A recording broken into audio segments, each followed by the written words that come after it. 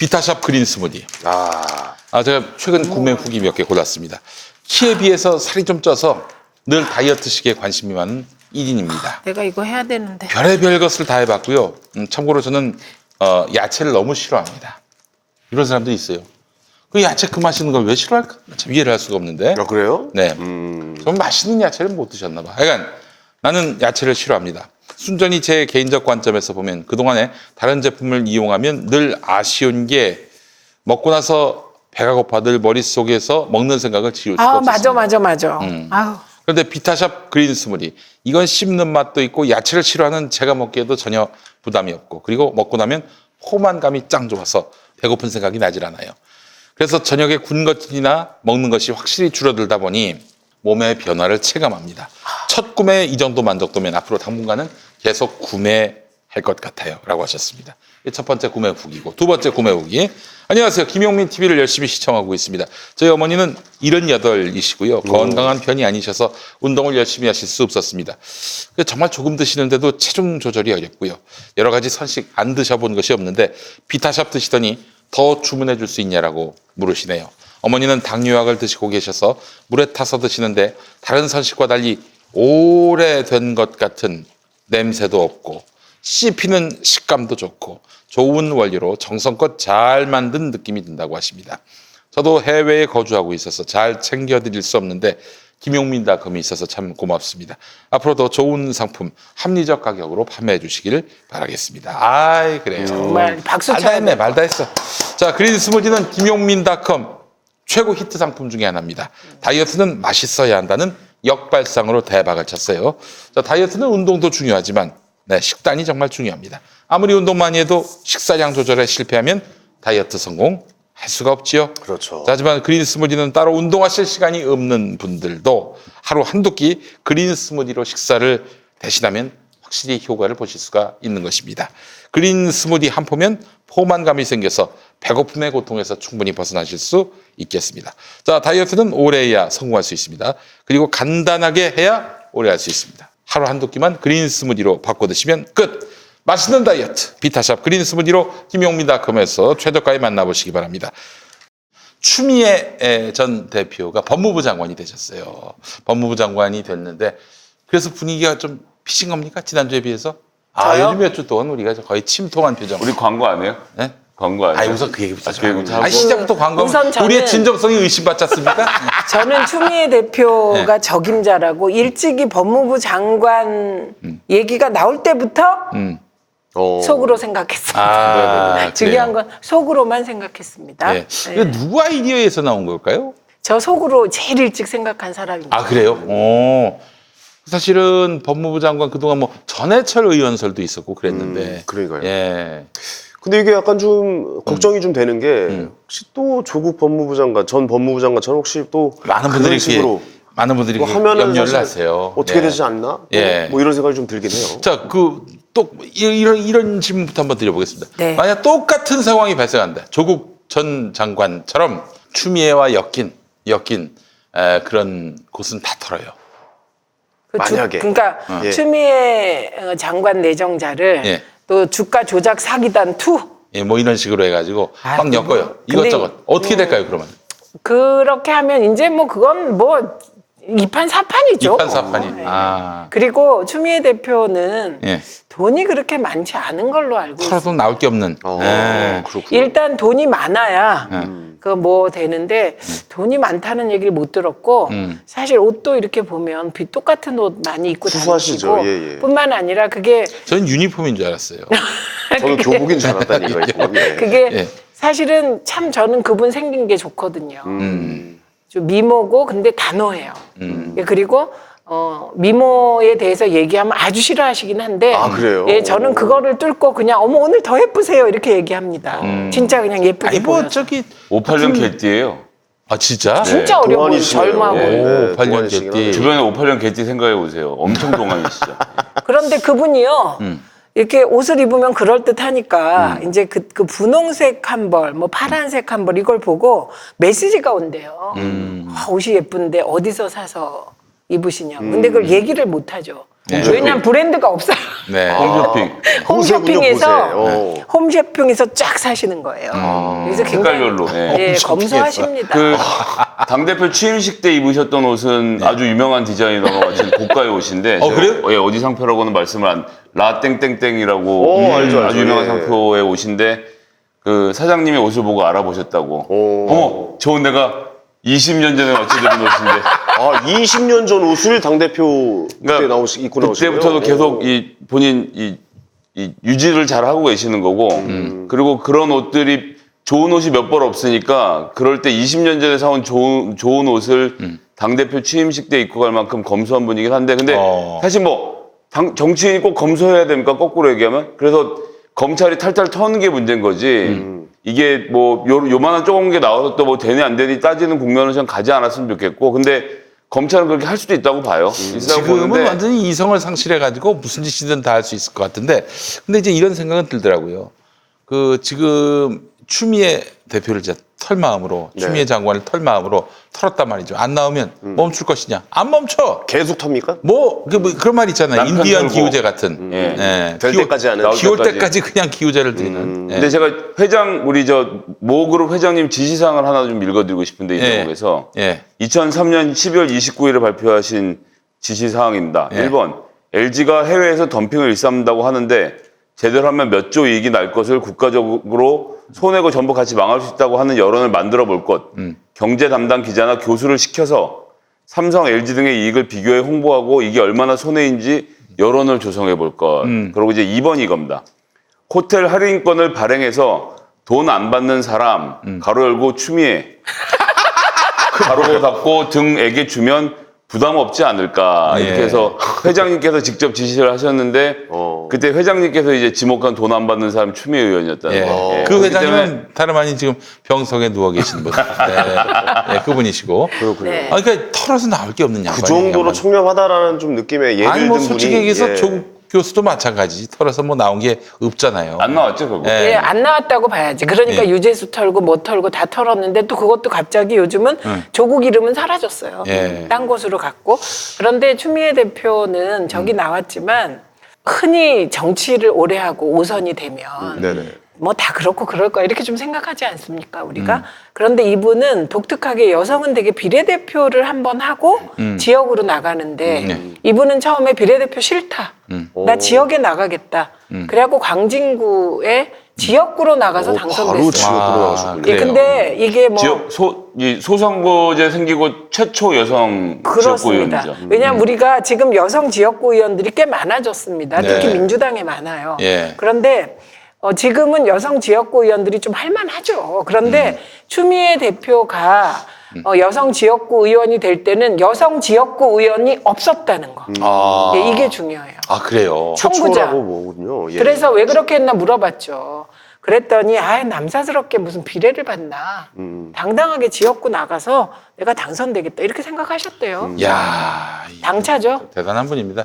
네. 그러니까 지금 산전수전 뭐 공중전 뭐 다 경험하신 분입니다. 그리고요. 그렇기 때문에 당대표까지 하셨고. 예. 그래서 제가 봤을 땐 또 저기 쿠데타를 미리 바람을 빼셨잖아요. 그렇죠. 그럼요. 그때 생각 안 나세요. 네. 추미애 대표가 국정농단 촛불 과정에서 그 쿠데타 정보가 있다, 경고한다 이렇게 얘기했을 때 민주당 내에서도 추 대표 오보한다고 반발이 비난했고요. 있었어요. 예. 그리고 뭐 각 당들이 추미애 대표 막 비난했잖아요. 그런데 그때 추미애 대표는 이미 정확한 소식통에 의해서 그 정보를 입수했던 거예요. 그렇죠. 그래서 그거 왜 하셨습니까? 우리가 또 그때 이제 당 디소 위원장이었어요. 그리고 이제 문재인 대통령의 아니 나 마저 하고. 예. 그래서 왜 하셨습니까? 그렇게 물어봤어요. 그때 비난 많이 했잖아요. 네네네. 그랬더니 추미애 뭐라 대표가 그러세요? 예. 그런 정보가 입수됐다. 만에 하나 사실이 아닐 수도 있지만 역풍 불 수도 있잖아요. 그러면. 그리고 예. 역풍이 불건 뭐하건 이런 중대한 사실이 입수되면 그 당신은 그 야당 당 대표로서 이것을 국민들에게 얘기해주지 않으면 안 된다. 그래야 미리 유혈 사태를 막을 수 있다. 이게 말이죠. 만약에 뭐 사실이 아니거나 혹은 사실인데도 불구하고 이게 뭐 허위라는 네. 뭐 그런 되치기가 힘을 얻을 경우에 이럴 때는 뭐 사실 당대표가 뭡니까? 정치 인생을 끝내야 될지도 모를 상황이에요. 그렇죠. 예. 그러니까 이제 자기가 중요한 게 아니라 우리 공동체가 중요했던 거야. 우리나라가 네, 네. 중요했던 그래서 거죠. 추미애 그리고 저기 대표가- 국민들이 다치실까봐 예. 어쨌든 누군가 쿠데타 모의를 했어요. 예. 그런데 야당 대표가 그 얘기를 해. 예. 그럼 그 쿠데타 모의는 즉시 무산이야. 완전히 바람이 빠지는 거죠. 그렇죠. 그래서 국민들의 생명과 안전, 목숨을 지키기 위해서 자기 욕먹는 거 정도는 아무것도 아니지 않냐 이렇게 표정도 아무렇지도 않게 얘기하시죠. 그 저희가 또 돌이켜보면 문재인 대표가 당대표가 되고 난 다음에 지명직으로 최고위원 2명을 지명할 수 있는데 그때 지명했던 사람이 추미애 의원이었고. 맞습니다. 그것도 역사가 길어요. 그 얘기 좀 할까요? 네네네 해주세요. 예. 이제 문재인 대표께서 당대표 나오셨을 때 엄청 흔들리셨어요. 그렇죠. 그때도 막 흔들었는데 그 흔드는 논리가 박지원 후보 쪽에서 당권도 갖고 대권도 가지려고 한다. 욕심쟁이다. 아. 이게 호남 당원들 사이에서 쫙 퍼졌어요. 그런데 당시 민주당 안에서 호남 소구력이 있는 몇 분의 의원이 있는데 그중에 한 분이 추미애 의원이셨어요. 네. 추미애 의원의 역사 때문에. 그래서 이제 그 문재인 후보께서 추미애 대표를 그 캠프에 대표 캠프에 좀 결합시켰으면 좋겠다고 생각을 하신 거죠. 그래서 접촉을 했어요. 근데 추미애 대표 굉장히 생각이 깊은 분이더라고요. 그런 얘기를 진지하게 했어요. 정중하게. 그랬더니 지금 시대 흐름상 문재인 의원이 당대표가 되는 게 맞다. 네. 그런데 호남 당원들의 정서를 고려하면 추미애가 캠프에 들어가서 도우면 또 추미애마저 저렇게 잘 나가는 사람 쪽으로 간다라고 생각해서 상처를 받을 수 있다는 거예요. 그래서 돕는데 자기는 조용히 바닥에서 전국을 돌면서 돕겠다 이렇게 말씀을 하시더라고요. 네네. 근데 이제 그 얘기를 듣고 보니 맞죠. 그래서 이제 또 대표 후보께 말씀을 드렸죠. 그랬더니 또 맞잖아요, 그게. 그러니까 받아들이시고 그래서 그때 이제 저희들이 조언을 했죠. 이렇게 생각이 깊고 소구력 그 당원 호남 당원 소구력이 있는 분이 혹시 대표님이 당 대표가 되시면 후보님이 이분이 지명직 최고나 이런 거에서 도우면 좋지 않겠습니까? 그렇게 이제 여럿이 건의를 했죠. 근데 그때 제가 놀란 거는 보통은 이제 이렇게 해주십시오. 그럼 한다 만다를 결정하잖아요. 네네. 그리고 되게 이제 정치공학적으로 또 안 하면 안 한다고 하는데 그게 아니고. 이게 정치라는 게 정서를 고려해야 되는데 호남 당원들 마음을 읽어보면 추미애가 캠프에 안 들어가는 게 더 선거에 도움드릴 수 있다. 그래서 생각이 되게 깊다고 느꼈습니다. 네네네. 그다음에 또 이제 당대표를 했던 시절도 생각해 보면 문재인 후보가 어쨌건 대통령 후보가 되는 상황이었는데 그럼 대선을 누가 공정하게 잘 관리할 것인가라고 했을 때 문재인 후보와 그 주변에 있는 모든 분들이 추미애 대표를 다 추천을 하고 믿었기 때문에 간 것이어서 전 이번 인선은 뭐 그런 신뢰관계에 기초해서 된 것이라고 보고요. 자기 역할을 충분히 잘 해주실 거라 그렇게 기대를 하고 있습니다. 알겠습니다. 그래요. 예. 오늘 그 얘기를 하셨더만요. 윤석열하고 호흡이 잘 맞을 거냐니까 뭐 개인적인 문제는 중요하지 않다. 근데 그 말이 정답이죠. 멋있었어. 굉장히 멋있는 말이었어요. 약간 윤석열 스타일 답변 아니야? 볼만할 것 같아. 내가 잘 어울려요. 예. 그 우리 저 추미애 대표께 이런 말하면 죄송하지만은 우리 추미애 누님이 나랑 똘끼가 좀 있는 분이에요. 그렇지 않나요?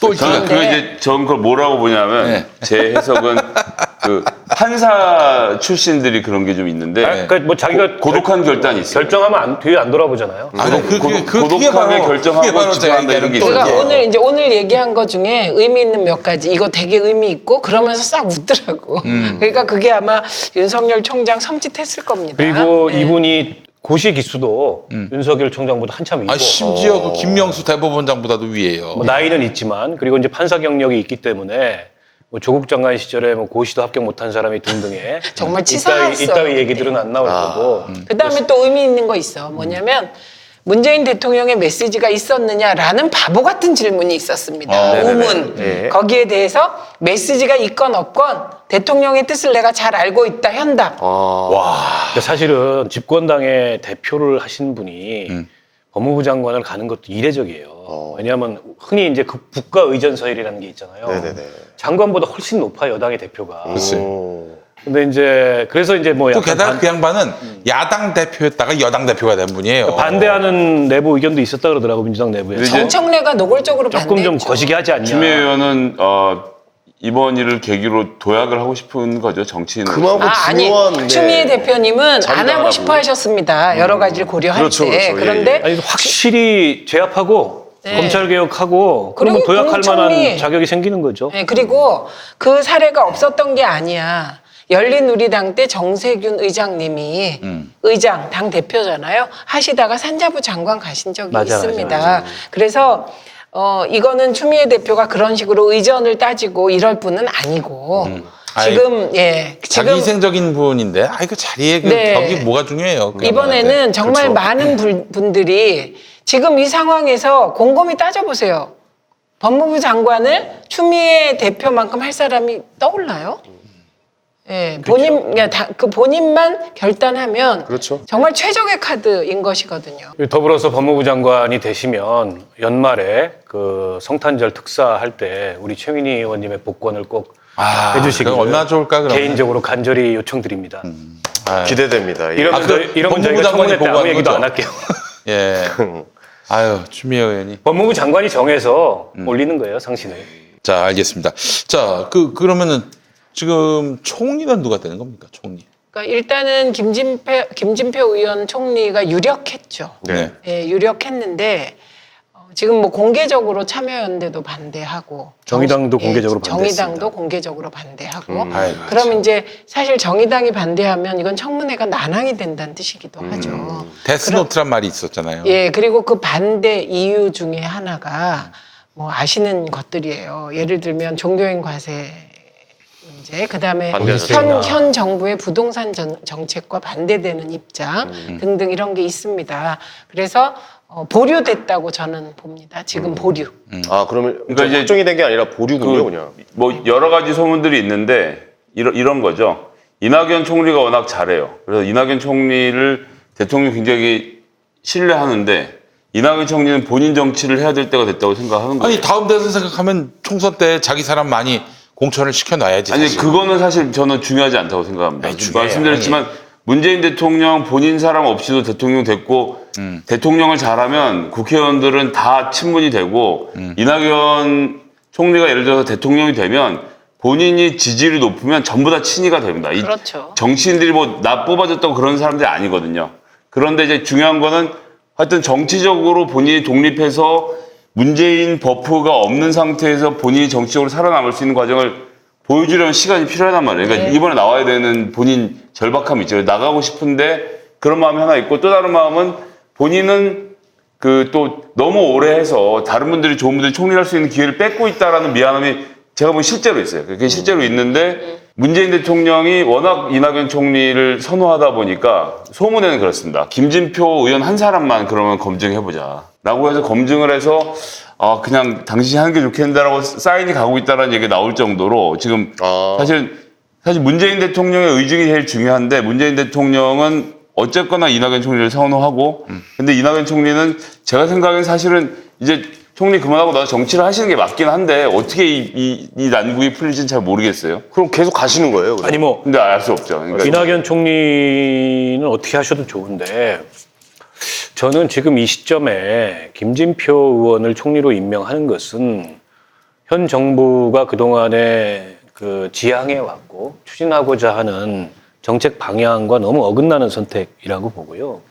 물론 아주 이제 정치공학적인 차원에서 선거를 이기기 위해서 또 이제 중간층 내지는 보수층까지 넓게 민심을 이제 끌어안겠다 이런 포석일 수도 있는데 김진표가 총리되면 경제가 살아납니까? 절대 그렇지 않습니다. 문제는 정체성이나 그 개혁의 지향성을 지키는 게 중요한 거고 지금 누가 총리가 되고 누가 경제부총리가 된다 그래서 살아나고 못 살아나고 이럴 상황이 아니에요. 경제 상황은 그냥 훨씬 더 구조적인 이유에 의해서 어려운 겁니다. 물론 임기 후반기로 가면서 이른바 이제 관료들에 대한 통제력 그런 건 이제 관료 경험도 오래 있고 또 관료들이 김진표 의원에 대해서 친화력을 느끼고 이런 게 있기 때문에 있을 수 있는데 그건 뭐 이렇게 중요합니까? 총선에서 이기면 관료들 함부로 뭐 머리 쳐들고 개기지 못해요. 그래서 그러나 그거에 비해서 잃는 게 훨씬 더 많은 거예요. 지지층 내에서도 잃는 게 많고 또 어쨌든 문재인 대통령의 개혁에 대해서 그동안에 정의당이 그 공감하고 또 정의당과 방향이 같은 거에 대해서 전폭적인 지지를 해왔는데 저는 김진표 의원 총리 임명에 대해서는 이건 뭐 데스노트를 거론할 것도 없이 저희는 반대고 그러니까 이 본회의 표결에서도 반대 표결할 거고 근데 본회의 표결에서 우리만 반대할 것 같아 보니까 한국당도 별로 반대 안 할 것 같아. 아닙니다. 여기 중요한 건 이거는 김진 말씀하신 동일한 논리인데 김진표 의원이 총리가 된다고 해서 경제가 확 나아지는 것도 아니지만 거꾸로 얘기해서 문재인 정부가 지금 추구하고 있는 가치와 노선이 김진표 의원이 총리가 된다고 해서 틀어지는 것도 아니라는 거예요. 그렇기 때문에 저는 문재인 대통령이 본인이 갖고 있는 포지션에서 본인보다 오른쪽에 있는 그리고 이제 지난번에 조선일보랑 폴랩이 했던 그 의원 성향 분석 결과를 보면 딱 가운데 영예가 있는 몇 명 중에 김진표 의원이 0.8로 제일 가운데 있거든요. 그렇기 때문에 이 중도에 있는 유권자들까지 생각하는 문재인 대통령의 마음을 놓고 보면 내가 이 진보 개혁세를 그다음에 일 주도할 테니 당신이 중간을 맡아주시오라고 해서 김진표 총리가 되기를 전 문재인 대통령이 희망하는 지점도 분명히 있었다고 생각합니다. 그러니까 우선은 이런 거죠. 지금 이 시기 총리를 어떤 기준으로 선정할 것인가예요. 그렇죠? 그런데 이 총선 승리를 위해서 지금 뭐든지 하는 거 아닙니까? 정부 여당은. 그런데 지금 김진표 총리를 하는 것이 총선에 유리하냐, 안 하는 것이 총선에 유리하냐, 이런 문제예요. 그럼 지금 논리는 총선 때 중도 유권자의 마음을 얻기 위해서 김진표 총리가 필요하다는 논의예요. 네네. 이쪽 입장은 그러면 지지층 분열해서 그러니까 정의당은 좋을 수도 있어요. 정의당의 정당 투표가 높아질 수 있습니다. 예, 만약에 김진표 총리가 되면. 예, 그래서 사실 저는 총선의 영향은 플러스 마이너스 제로로 봅니다. 개인적으로. 김진표 발탁의 경우. 네, 저는. 그리고 이런 생각이에요. 대통령께서 어쨌든 인사권은 최종적으로 대통령이 행사하시는 거니 결정되면 존중하죠. 민주당 지지자들은. 네. 그런데 지금은 그거보다 저는 더 무서운 게 호랑이보다 무섭고 호환 마마보다 무서운 게 인사청문회예요. 그리고 지금 자유한국당이 김진표 총리가 내정되면 찬성할 거다? 안 해요. 저 그렇게 생각 안 해. 절대 안 하지. 무조건 흔들 겁니다. 게다가 이게 법무부 장관하고 또 달라. 법무부 장관은 투표 안 하잖아요, 국회에서. 총리는 국회 동의를 받아야 그렇죠. 돼요. 그렇지. 그러면 국회 동의를 받기 위해서 김진표 후보는 청문회 때 민주당과 각을 세워야 돼요. 생각해 보세요. 민주당하고 각을 세우는 문제 아니라 자유한국당은 무조건 반대합니다. 예. 아니 그리고 100% 예를 들면 소득주도 서리자 성장에 들고 싸워야 되는 거죠. 이거 총선 기간 보세요. 동안. 저는 자유당에게 김진표 총리 부결시킬 이유는 만 가지가 나올 거라고 생각해. 당장에 소득주도 성장에 대해서 질문했다고 생각해 보세요. 그럼 김진표 후보는 어떻게 답하죠? 소득주도 성장이 옳으니까 옳다고 해야 되잖아요. 자유한국당이 가장 반대하는 게 소득주도 성장이에요. 그러네요. 예, 그러면 네. 애초에 보수를 포섭하고 중도를 포섭하다는 말은 청문회 과정에서 성립이 안 된다는 거지. 그래서 저는 사실 이낙연 총리님은 대권을 바라보는 분이시잖아요. 그런데 아까 이제 지금 나와서 공천을 해서 자기 계보를 만든다. 그럼 이 얘기 무슨 얘기인지 아세요? 이해찬 대표랑 권력 투쟁한다는 얘기잖아요. 아, 그러네요. 예. 그 공천권이 쉐어되는 거 없어요. 왜냐하면 공천권은 다 국민에게 가 있어, 민주당은. 그런데 어쨌든 당의 주도권을 놓고 이해찬 대표와 뭔가를 해야 되는 건데 이게 과연 대권 후보에게 좋은 그림이냐. 예, 이게 옛날과는 달라서 저는. 그렇다면 계속 국무총리에 계시는 게 좋은 방법이다라고 아니 말씀하시는 그 양반이 건가요? 또 국회의원에서 뭐예요? 아니 그러니까 저는 이런 생각을 하는 거죠. 사실 아주 합리적으로 보면 그 어려운 공천 어떻게 공천해도 공천하면 욕먹잖아요. 그리고 반발이 있어요. 네네. 그건 다 이해찬 대표께서 처리하시겠다고 맡기시고, 하니 예. 공천이 끝나는 한 3월쯤 나오셔서 그때 선대위원장 하시면 돼요. 공동선대위원장. 이게 가장 합리적이라고 저는 보는 거죠. 그래야 대권으로 가는 길도 더 무리 없이 네. 펼쳐진다. 이렇게. 그럼 다음 근데 국무총리 1월 15일까지 안 나오면 지역은 못 가죠. 아니 그러니까 지역뿐만 아니라 비례도 안 돼요. 비례는 돼. 비례는 돼요. 아, 한 비례 달 전에만 나오면 돼. 한 달 전에. 아 그래? 비례인데. 그러면 한 달 전에 나오시면 되네요. 비례는 한 달 전에. 네. 자, 알겠습니다. 알겠습니다. 예, 오늘 예. 저 정치부심 함께 이야기 나눠봤고, 아이고. 신상보고 할 거였는데. 예, 예, 시상 보고. 제가 그 유튜브 채널 옳은소리 개설하고 영상 아이고, 딱 하나 세상에. 올렸는데요. 네. 영상을 딱 올렸는데 그 중간에 이제 공수처 7대 불가론이라는 자유한국당 영상을 사용을 했거든요. 이제 홍보해줬구나. 예, 그래서 자유한국당 연락이 왔습니다. 저작권 위반이라고. 그래요? 예, 어떻게 할 거냐라고 물어보고 이제 이 법적 조치도 가능한 상황이라고 해서 지금 어떻게 하나 고민 중인데요. 예, 그 저작권 위반해서 지금 그럼 검찰 가야 되나 지금 이렇게 지금 걱정을 무서워라. 하고 있습니다. 아니, 오늘도 자유한국당에서 무더기 고발했는데. 이게 어떤 저 무서워라. 무슨 뭐 노래 영상 절취해가지고 조회수 올리는 게 아니라 그래서 내일 사과 방송을 할까? 보도 생각 논평의 중인데. 목적이니까 그건 한번 법적으로 다퉈볼 필요가 있어요. 그래서 사과 방송을 하고 영상을 내리려고 했는데 그러면 안 되겠네요. 아니 그러지 마. 그럴까요? 아니, 끝까지 영적 가세요. 저라고 사과하겠대요. 네, 옳은 소리라고 채널 그러지 검색 좀 말고. 많이 부탁드리겠습니다. 그러지 말고 저기 끝까지 한번 가보시고 노란 딱지 붙기 옳은 전까지. 소리입니다. 예. 여러분 옳은 소리, 옳은 소리가 아니라 옳은 소리. 김성회 대표의 옳은 소리. 저 봤어요. 예. 재밌어. 기타 예. 치던데? 예. 자 여러분 많이 시청해 주시기 바라겠습니다. 네네네. 다음 영상도 기타를 칩니다. 다음 주면은 정말 재밌는 이슈들이 많이 벌어지겠네요. 그러니까요. 다음 주 국회. 그래서 다음 주에는 지금 월요일이잖아요. 예. 9일이.